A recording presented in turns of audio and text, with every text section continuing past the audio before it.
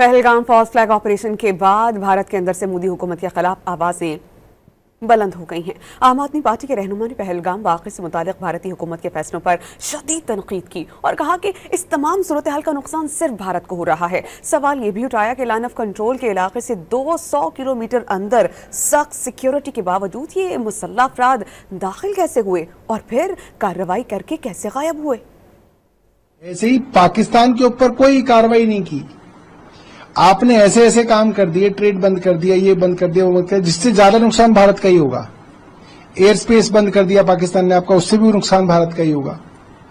सिर्फ ऑप्टिक्स और headline management का काम ये सरकार कर रही है। 200 किलोमीटर टेररिस्ट कैसे कश्मीर के अंदर घुसाए? भाई इतनी सारी चेक पोस्ट हैं, चप्पे चप्पे पे CRPF, BSF, army, Jammu Kashmir police, intelligence, raw, IB सब तो है वहां पे। वो 200 किलोमीटर अंदर आए, हथियारों के साथ आए, उन्होंने लोगों को गोलियां मारी और उसके बाद वो वहीं गायब हो गए। कह रहे वो वापस भाग गए।